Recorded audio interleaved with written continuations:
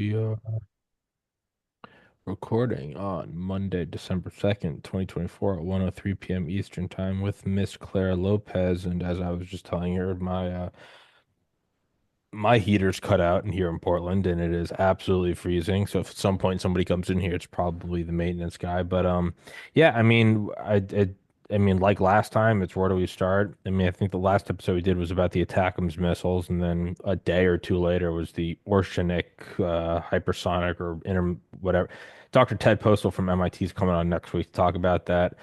And then we have yesterday, we have Hunter Biden getting pardoned, which Yeah, I don't really think is a surprise. Everyone's like Joe no, not at Biden. all. Yeah, like Joe Biden lied. It's like, yeah, he's I mean, of everybody course. expected this. I Yeah. mean, the only question was, would it be earlier or later, closer to the end of term, closer to Inauguration Day?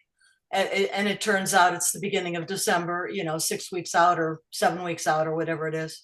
Yeah, I mean, it doesn't make it good. It doesn't make it right. For everybody listening, please go into the description. Please go follow Claire on Twitter. But it doesn't make it right. All the caveats and like, but I don't, and I also get that, a lot of people are saying, oh, he lied, but that's their grift. They do the fake outrage thing. But that aside, I mean, of course he lied. He's been in politics for 100 years. Like, what do you? Of course he does. I mean, come Well, on. not everyone in politics for a long time is a liar. There are some who really are not, Sure, but as liars go, a lot of them are in politics for a long time. unfortunately. If you were to look at a Venn diagram, to me that's really like a non-issue, and that I just of course he's gonna. It's his son. Yeah. Yeah, of course he is. I'm more interested in what could you, because I have you here and because you are far more intelligent than a Google search. Can you tell me what exactly is happening in Syria and what Oh, is good grief. happening? Where is it coming from? Why is it This happening? this this could take up the rest of the show easily. You can take it. I don't So, care. back in 2011, as we'll all remember, there was an Islamic uprising of the Al Qaeda and Muslim Brotherhood across North Africa. We will remember Tunisia and, of course, Libya and Egypt, and then on across in Syria too. And the biggest opponent of the Damascus regime, now headed by Bashar al-Assad, the biggest opponent has been historically the Muslim Brotherhood. So you can see how that connects. So back during those years, 2011, 12, there was, horrific slaughter of Syrian people. And the Russians, who are very, very much determined to hang on to their bases that Bashar al-Assad has granted them in Latakia, and there's an air base and a naval base, and they want to hang on to those because they're on the Mediterranean. So that is their biggest, the Russians, biggest motivation for backing Bashar al-Assad, which they have done, with some caveats there. For example, with the allowing of the Israeli Air Force to strike against Hezbollah and Iranian targets, weapons transfers, and that sort of thing inside of Syria, that exception. But otherwise, the Russians supported Bashar al Assad. So did Iran, which regime actually sent IRGC troops to help buttress up Bashar al Assad back in those years. And then, of course, Hezbollah. And now, well, I should really add to that. I mean, this triggered back in those years a massive outflow of Syrians trying to escape the warfare, trying to escape, the utter chaos of the country. And that's when there was a huge influx, and we'll remember the press coverage of all of this, of these migrants trying to get into Europe, and many did. So the other thing to note about Syria is that, much like Lebanon, it is divided into sectarian populations, if you will. Hmm. The government, well, the regime of Bashar al-Assad is Alawite. There are Alawites in different places across the Middle East, to include Syria, or what used to be called Syria, Turkey, and some other places. So Alawites, the regime. Druze, who likewise are spread about different countries, including Syria, Lebanon, Israel, those areas. Druze. There's a small population still of Christians inside Syria, and there are many Kurds, especially in the upper northwestern part of Syria, Idlib province, for example, which borders on Turkey. So, bringing to the current day, after the horrific slaughter, I mean, barrel bombs, chemical weapons, we remember all of this, Hmm. that al-Assad unleashed on his own people, to the count of maybe 500,000 casualties during that war, that he eventually succeeded in suppressing the uprising, until a few days ago. And to set the scene for that, I think we have to go back to look at what's been happening across the Middle East for the last year and more. And that would involve Israel, of course, and responding, the Israeli government responding, the IDF, the IAF, Israeli Air Force, IDF, Israeli Defense Forces, responding to the horrific atrocities of the Hamas invasion of Israel back on October the 7th of last year, 2023. And that, of course, set off the IDF's operations, military operations in Gaza, to clear it of any remaining Hezbollah ability, either governmentally, administratively, or militarily, ever to dominate in Gaza again, or to threaten Israel itself. And that, in turn, then kicked off a response by Hezbollah the very next day, being October the 8th of last year, supposedly in support of Hamas, kicked off a barrage of missile, rocket, drone attacks against communities, not military targets, maybe some, but mostly communities, kibbutzim, and towns in northern Israel, which caused the dislocation of, the numbers vary, but I've seen 60, 70, 80,000 people maybe, that had to leave their homes in the north, relocate further south in Israel, and they've been in hotels or other homes that have taken them in over the last year, for over a year now.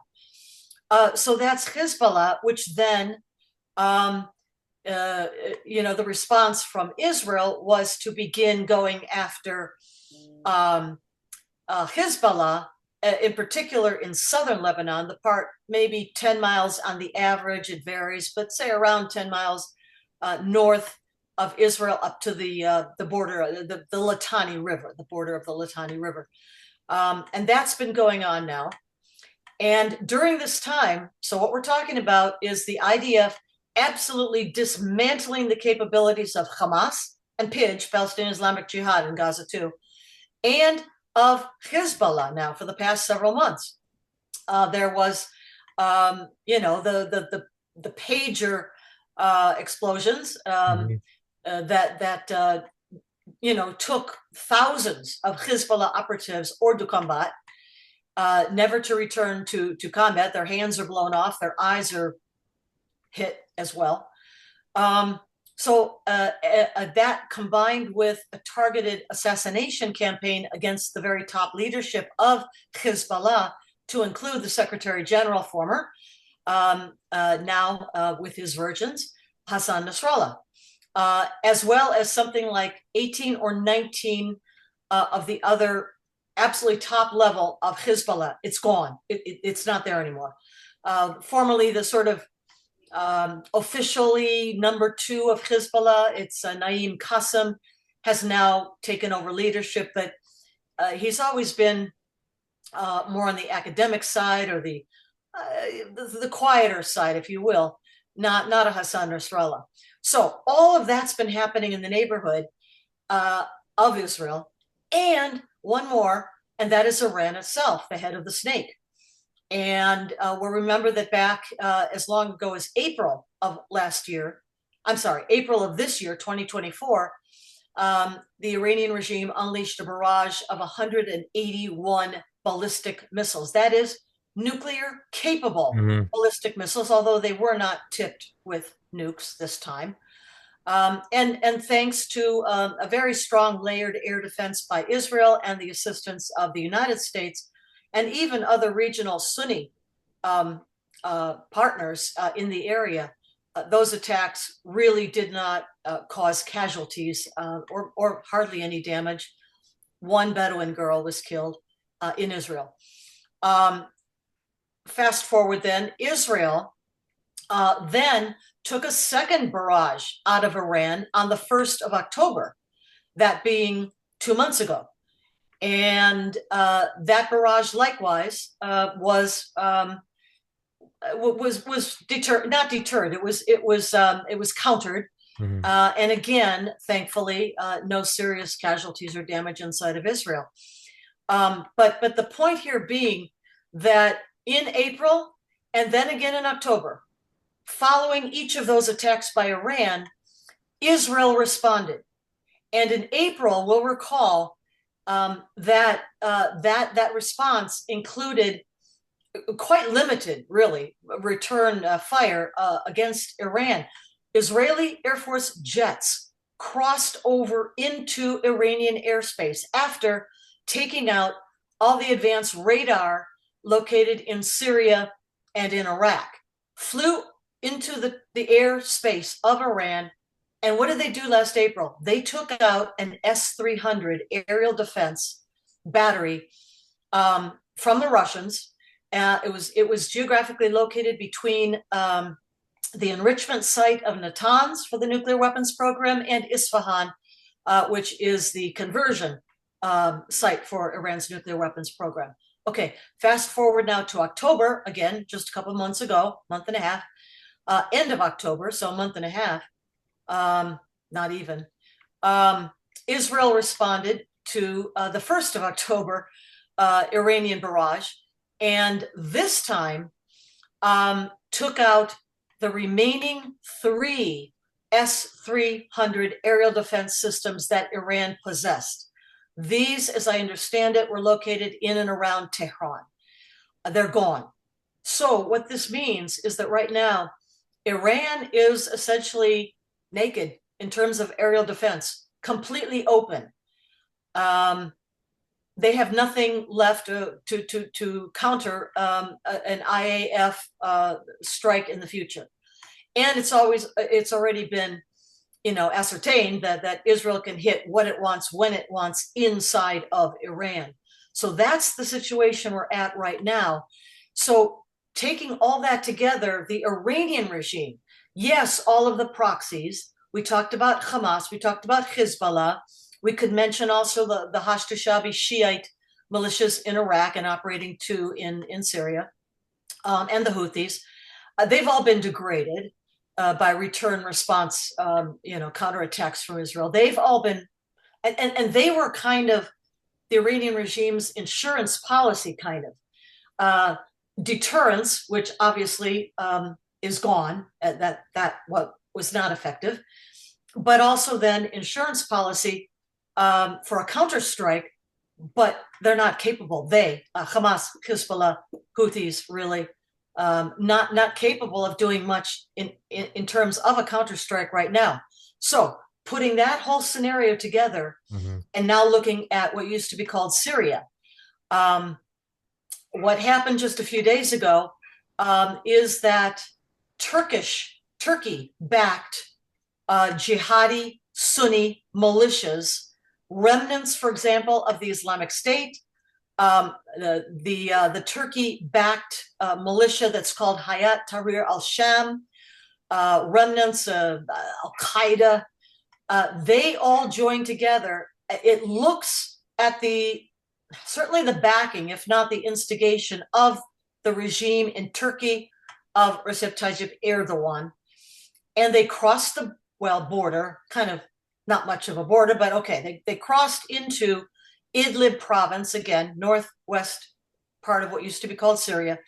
And that area has a concentration of Kurdish population, which, as we know, is not only opposed to the Damascus regime of Bashar al-Assad, but more to the point here, it is the population spans the borders, and of course into Turkey as well as Syria, and has been the nemesis of the Syrian regime, Erdogan's regime.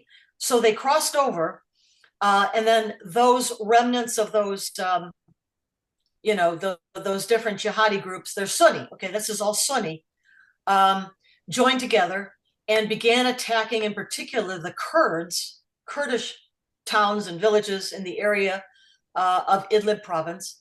But also they went after the formerly U.S.-backed Syrian Defense Forces, SDF, that way back when we first talked about this in the beginning of the 2011-12 uprising. They remain diminished, but they remained, a force. They were formerly U.S. backed, yes. So they're being attacked. And what everybody is wondering is, where is Bashar al-Assad? Is he still in Damascus? Is he firmly in control? Is there a possibility this time that he could be overthrown? Russia and Iran have both kind of scrambled forces to counter, these attacks. And in particular, the major, second largest city of Syria, Aleppo, has been taken over by the rebels, and that is now being counterattacked. If you're following all of this, No, I am. if I'm watching it in my head, and I'm like, yeah, what? so the counterattack has begun, but Russia really doesn't have much to offer now, being completely preoccupied with Ukraine. Iran, as I set the scene before, is diminished in every way we can think of. All of its proxies, its insurance policies, as I called them, and the demonstrated ability of the Israeli Air Force to attack at will now inside of Iran, to include maybe even its nuclear weapons sites. So this was a time when Erdogan, who has his own ambitions, as once and former and once again, I guess, power in the region. Of course, we'll recall the Ottoman Empire that fell apart and was defeated in the early part of the 20th century in World War I.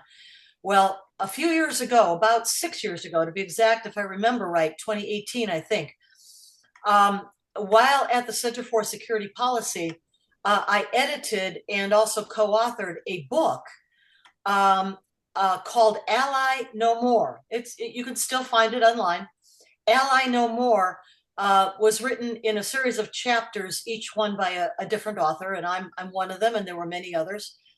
But it's about the ambitions, the jihadi ambitions, even caliphate ambitions of Erdogan and his jihadist regime. So when they now, the Sunnis, remember they're Sunni, see the weakness, the devastation, the dismantling of all these either Shiite and or Shiite backed by the Shiite regime in Tehran, that is. Hamas, of course, is Sunni, but backed, okay, by the Shiite axis. I think they, on the Sunni side, the Erdogan side, Turkey backed, kind of saw an opening, saw a possibility for them to make some moves, go after their perennial enemy, the Kurds, but also to grab land on what used to be the Syrian side of that border, again, Idlib province, and probably more. They're driving south now, south from Aleppo towards Homa, another fairly large city. So um, if that isn't too much, that's kind of what's going on. It's the the perennial Shiite versus Sunni axes of power in the Middle East going up against one another at a time when it looks like the Shiite axis has been taken down a peg, certainly diminished. If you just did all that off the top of your head, that was insane. Are you reading off notes, or was that just No, no, I'm that's swimming this stuff. I that's mean, that's insane. That's impressive. I've been swimming in it for years, so you know. Fair enough. I was gonna say, in terms of the, oops, sorry, I can hear myself through your microphone, so I'll just ask a question and then you keep going. In terms of like the window of instability between now and Trump getting inaugurated, but and I brought this up yesterday, whereas I think originally, at least with you and I, was what is China going to do? What is Russia going to do? Mm-hmm. The inverse seems to be true of all these kind of smaller things are popping off and less of the bigger powers. Is this kind of the same, I guess, paradigm or idea that Trump's coming in what, 50 days? Yeah, 50 days Something roughly. like that. Less. Um, I guess I would think of this in maybe in terms of layers. Okay, so at the top of this, maybe I don't know, maybe three levels of layers. At the top are the axis of I don't know what the dictatorships, the axis of the rogue dictatorships, and there I put Russia, China, Iran, maybe North Korea too, and then sort of a little bit underneath them, some affiliated. I don't know, maybe you'd call it affiliated, and that would include places like Cuba and Venezuela in our own hemisphere. But then on down from that, you've got um, separate, but also in a way connected, networked sub-national groups. And again, we're talking about Hamas, Hezbollah, the Houthis, the Hashd-Shabi militias, all of them, um, which are sponsored by, backed, armed, trained, funded by the state level rogues, as I'm calling them. So even as at that top level, there are problems. Obviously, Russia being preoccupied with Ukraine, and Iran now in a regional standoff. Really, I mean, this is a real fight for the existence of Israel. Um, you got to think of it almost as layers of conflict, maybe. And what we're talking about at the very granular level, the micro level, I don't mean to call the people of Aleppo micro, but you know what I mean, that at that level of a tactical level, maybe you'd think of it, or operational perhaps, um, you've got all kinds of developments, tectonic plates moving in the Middle East. If Bashar al-Assad Damascus regime is overthrown, Syria is going to break up. For all intents and purposes, it already is shattered, and is breaking up in front of our eyes. So I guess what I'm trying to say is that things are happening at different levels, but they are connected, they are networked, because even at the most local level, there are sponsors and backers for what's going on the ground. For example, like Hayat Tahrir al-Sham, for example, with the Sunni jihadi group that broke off from Al Qaeda a long time ago. They are backed and supported by their sponsor, which is Turkey. So that example. So, but just to put sort of a maybe to encapsulate all of this, things are happening in the Middle East right now. Tectonic plates are moving in a way not seen, at least since the Islamic uprising of 2010, 11, 12, and so forth. But this, I think, goes beyond that, because you've got actual regimes that have been around for decades, um, very likely losing power. Certainly, Damascus is under a very serious threat. Don't know what'll happen exactly, or that it eventually will lose power, but it may well. And Iran has been so taken down that it stands in a way naked, as we talked about, in terms of defenses, whether they be actual aerial defense batteries, or if you're talking about the groups that used to be its proxies being taken down. So there's an awful lot in movement right now, and it's very hard to say what will happen, or what even between now and Trump's inauguration on January the 20th will happen, or what he will do afterwards. Now, I think I'd feel a little more comfortable projecting what I think might be his policies, because he's talked about them once he's in power. But like you said, Tommy, it's like, what, 50 days until then? Yeah. I was gonna say to bringing Trump getting into power.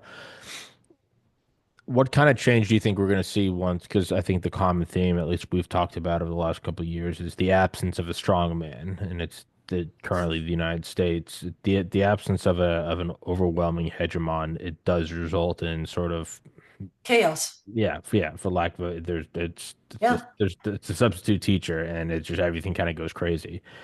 Do you Yeah. think are we going to see it sort of, I don't know, be brought back to heel, be kind of bludgeoned back into some form of order. Just and regardless, good or bad. I mean, personally, I think it's good because I'm a fan of the U.S. and Trump. But just regardless of good or bad, just observing it kind of neutrally. Do you think it's going to be brought back into a more, I don't know, static solid as opposed to this flowing liquid of,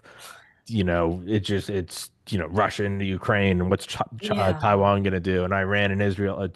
It is madness right now. Is that going to be sort of, I don't know, flash frozen? Well, I wouldn't say flash frozen.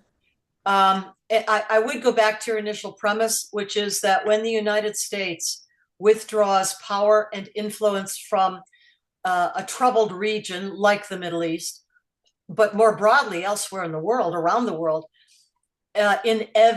inevitably chaos follows, and that is what we're seeing now. So, what do I think? After January the 20th. Well, um, I do think that what the Israelis are doing is very methodical. And Sorry, the maintenance guy's knocking at the door. 1 second. okay, go Sorry. ahead, go ahead.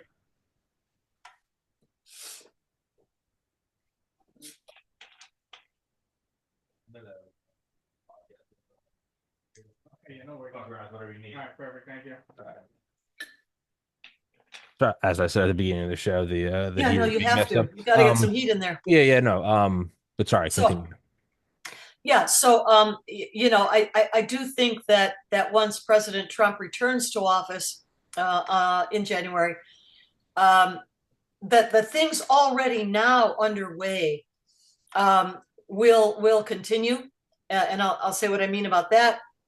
Um, and also not flash freeze, but in a way consolidate, um, maybe a little more order than we see in the world right now. Sure. So to begin with the Middle East, okay, I think that Israel, under their absolutely unbelievably uh, powerful. I mean, I don't mean not powerful.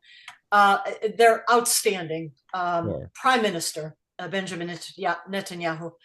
I think they will finish the military operations in Gaza. I think that Hamas and PIJ will no longer be able to wield any kind of power, as we said before, administratively or militarily there. Um, and especially as the restrictions come off of the Israeli Defense Forces once Trump is back in office, by contrast with the absolutely stab him in the back policies of the Biden Harris administration, withholding weapons and ammunition and other things that the Israelis need to finish that operation.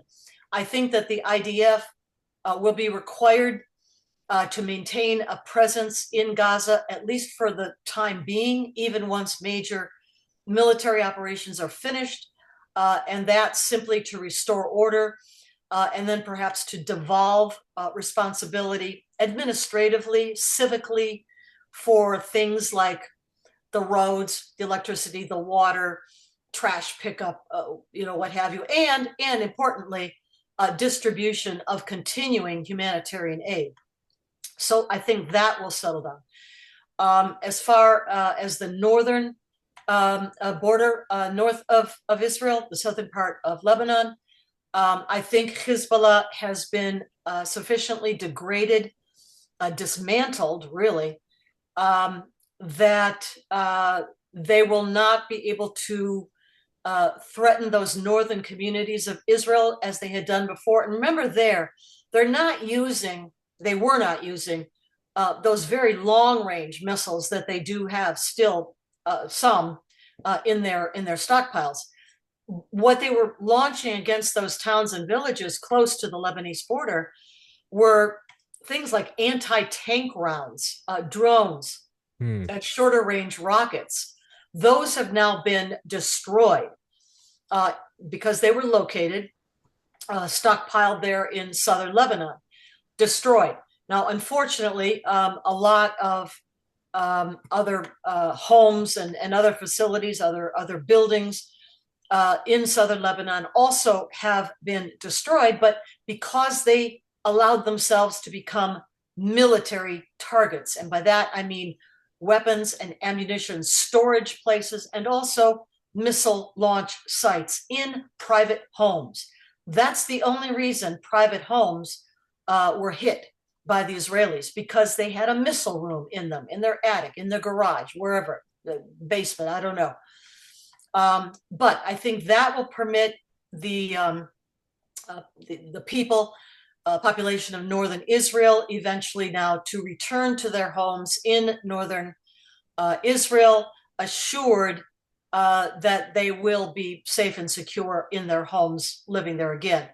I think, again, like in Gaza, that the IDF is going to have to maintain a presence in southern Lebanon. Now, this new ceasefire deal assigns the responsibility for stabilization, I guess, if you will, and a cessation of offensive, military operations or strikes against Israel, assigns that responsibility to the Lebanese armed forces and to UNIFIL, United Nations interim force in Lebanon, established before, but its responsibilities in these terms after the 2006 war,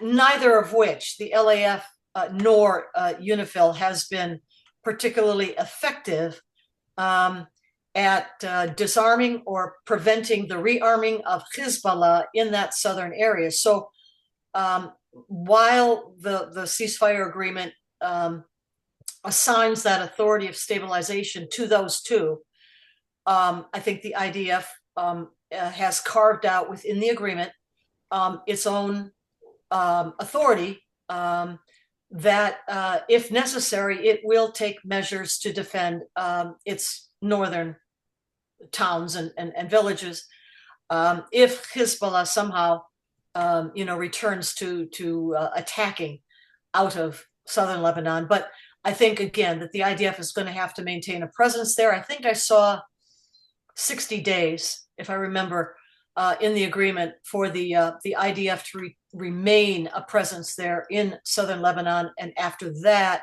supposedly turn it over to UNIFIL and the LAF. But all the while, and even after the 60 days, retaining the authority, the right to respond to any military attacks that might still yet come out of southern Lebanon.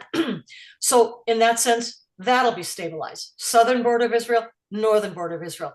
You've got to pay attention to Judea and Samaria and Jordan, because in each of these places, which lie to the east of the places we're talking about so far, Iran is making a play to try to instigate more attacks, certainly coming out of Judea and Samaria, uh, towns like Jenin and Nablus and Tulkarm and all of those, but also trying to destabilize Jordan.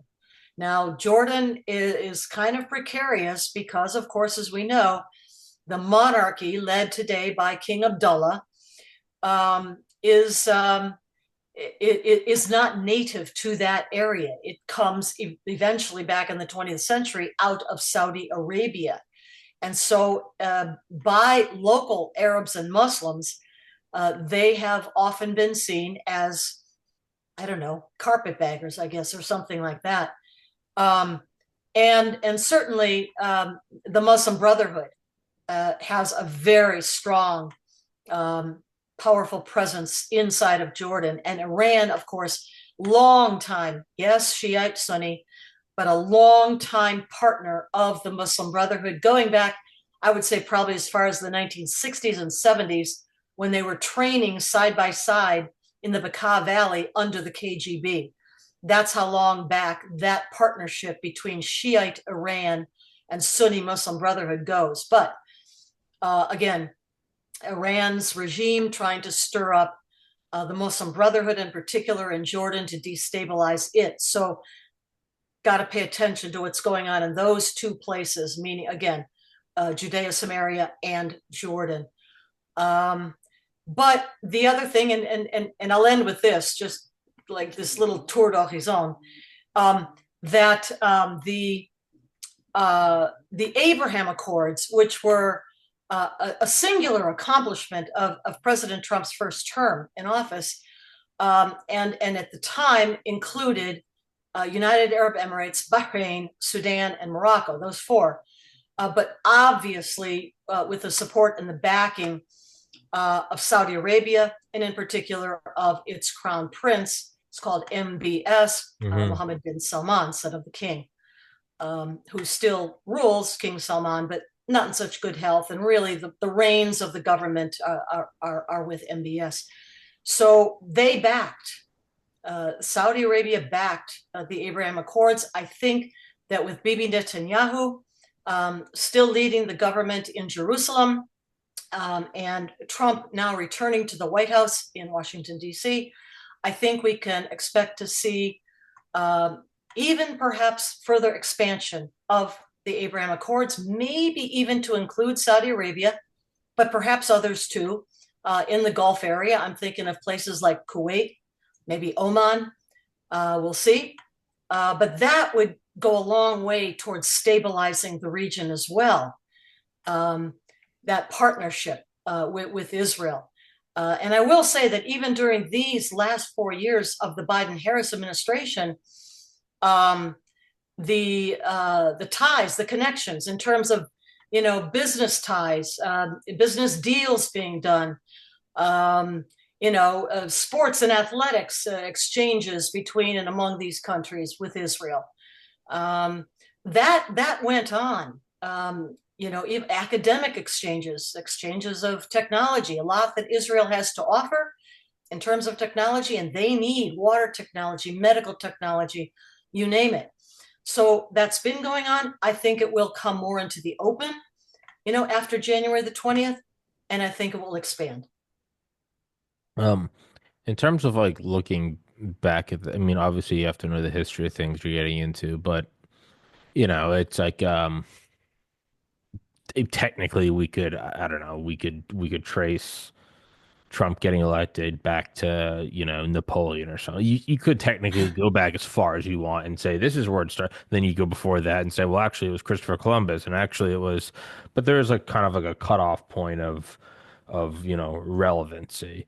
How far? I think the most commonly used example is like Gavril Princip. It's like sure he set off World War One, but World War One was going to happen probably regardless. World War Two is a continuation and the Cold War, but Gavril Princip had nothing to do with landing on the moon. But that's often those parallels can be drawn or are drawn. How far back concerning just the the knot of everything you just described in the Middle East, how far back like militarily is it pertinent. Like if I'm the president, you're coming in and you're telling me all, at what point do I go, I don't need to know before that. Like Right. that's so far So, behind. Like yeah, no, you're how making a much good is point. relevant? Yeah. I would go back to the aftermath of World War One because that is when the 500-year-old Ottoman Empire, maybe more, maybe I think I got that wrong. It might be even longer, 700 year Ottoman Empire collapsed. And for all of those hundreds of years prior to the end of World War One, let's take it up to 1920, let's say, the aftermath. Up until then, all those lands that we're looking at around the rim of the Mediterranean Sea were controlled by the Ottoman Empire.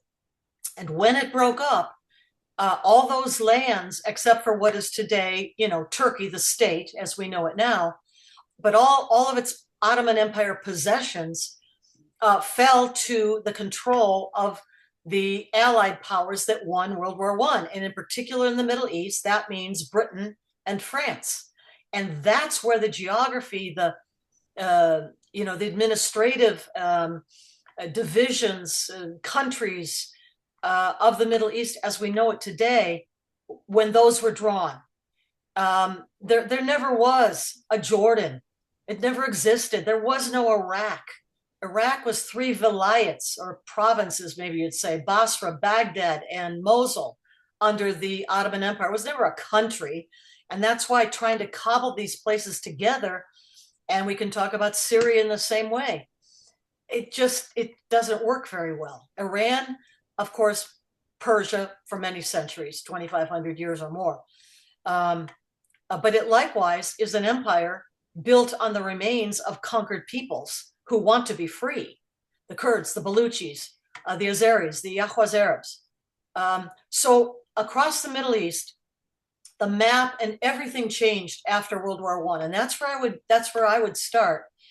But especially to note that many of the places there that we think of today as modern day nation states, well, they're not really, and the people in them don't necessarily want to be part of the regime, as in Syria, what we're looking at right now.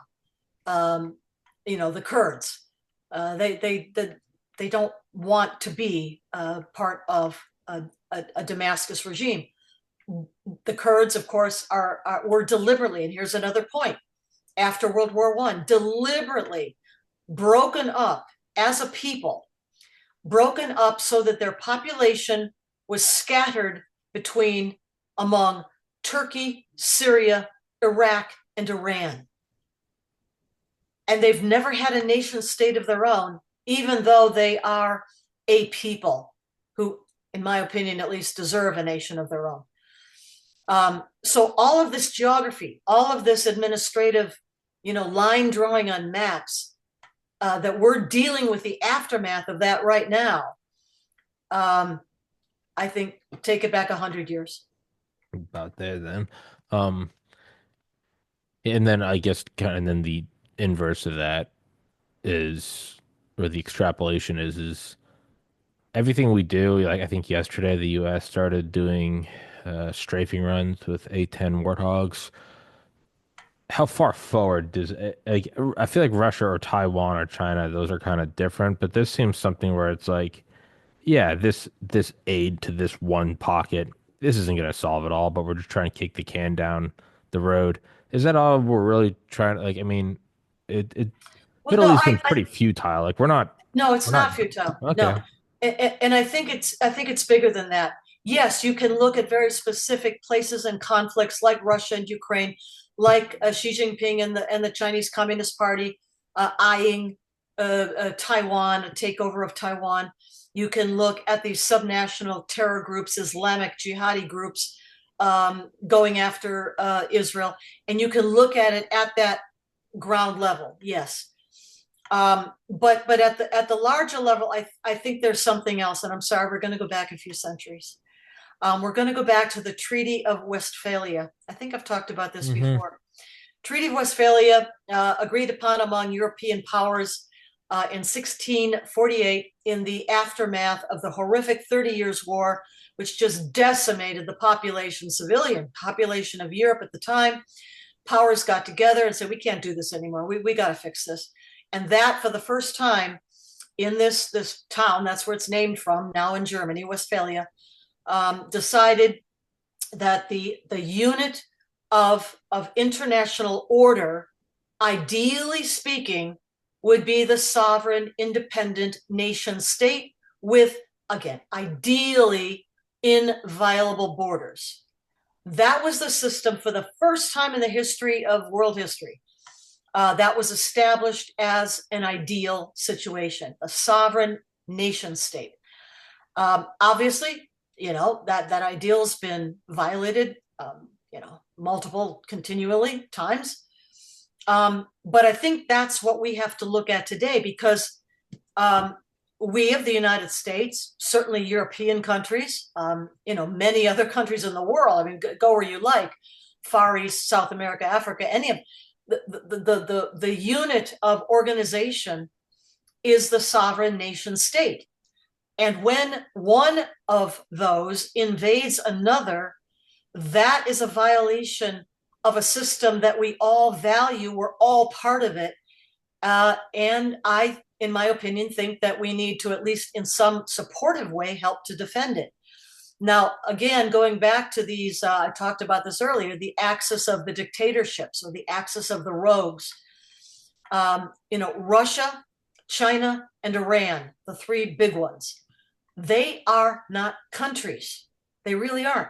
They're empires, as I said, built on the remains of conquered peoples. Take China. What is China today? It is the forcible, inclusion of the Manchurians, the Mongols, the Cantonese, the Tibetans, the Uyghurs, and now going for Taiwan. It's not a country. It's cobbled together on people that once were free, once were independent. Same thing in Russia, and obviously same thing in Iran. We've talked about the Baluchis, the Azeris, the Kurds, the Ahwaz Arabs. These are conquered peoples in an empire. So empires, the nature of empires is expansion. Mm-hmm. It is conquest, domination, expansion. And that's what all three of these are doing today. They're trying to add to or regain maybe land that they think they lost sometime in the past and they want it back again, like Russia, rebuild the Russian Empire. But they're trying to add on to their existing empire. And in that sense, I do think that it is in all of our interests who believe in and are part of this system, which is based on the sovereign independent nation state. Because if we are to allow warlords and emperors, would-be emperors, to just rampage across the landscape, slaughtering and conquering where they will with no opposition, it really will be total chaos. And that doesn't mean that the United States, has to get involved with boots on the ground in every such conflict. We don't.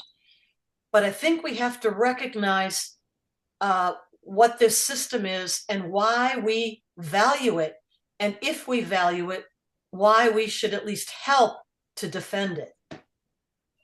Yeah, no, it's fair enough, and that is, I mean, that is how the world moves forward, is these seemingly glacial steps, but then you look back over 5,000 years and you see the progress, and I mean, I think we've seen over the last 4 years, you do need a power, you do need a rock. It's just what it is. And if we do need that power, I would rather it be us. And I hope Oh, that's yeah. what we see returning is Yeah. just, Well, I mean, the yeah, system is not going to defend itself. no. In every generation, it's going to be attacked. And unless it is defended, certainly in the heart of Europe, with Ukraine, a westward looking, imperfect, but westward looking European nation that stands on the border between freedom and tyranny, they deserve support. Mm. Yeah, and I just realized, I just thought of something, but we kind of have to wrap it up because I have another meeting I jump into a couple Oh, minutes. I was I'm gonna say, looking yeah, at the we haven't. clock over here. Wow. Yeah, I was Okay. gonna say, yeah, Sure. I completely forgot to cover. Yeah, Cash Patel being appointed today. Well, I got all my Yeah, support. I think he's the perfect pick. I this is think that is awesome. a wonderful choice, and I can't wait to see him get to work there. It is. Yeah, no, I'm legitimately excited, and Yeah, yeah, yeah. no, it seems like Along it's with gonna some of be the a hoot. others. Sure. Speaking of the Middle East, you got Mike Huckabee, former governor of Arkansas, now the nominated ambassador for Israel. Um, Pete you've got, Hegseth. of course, Tom Homan Oh to head yeah, up, our border situation as our border czar. Um, and a bunch of the others. Mike Waltz to the National Security Council, Pam Bondi to Attorney General. I think these are terrific picks. All of those I just named. yeah. No, I'm excited to watch. I think it's Yeah. gonna be great. Yeah. Um, but sorry, I don't mean to end it abruptly. No, I know I was you've got the I other was show. not It's tracking the okay. clock at all. But yeah, for We'll everybody pick up listening, again next week. yes, ma'am. For everybody listening, please go in the description. Please go follow Claire on Twitter. You can find the links to all of her writing. And thank you for doing this on short notice. And thank you so much for your time, as always, Claire. And yeah, that's all of it. Thank you so much. And I hope you had a wonderful Thanksgiving. I know The I put same on to about 10 you pounds. and all of Yeah. our listeners, Yeah, viewers. I got my loose pants on. The gym has not been easy the Oh last boy. couple of days. I regret nothing. Um, but Claire, thank you so much, and we will You're pick it up welcome. next week. All All right, right. Sounds guys. good. Thank you Thanks, so Tommy. much. Guys, All right. thank you so much for watching. Go follow Claire on Twitter.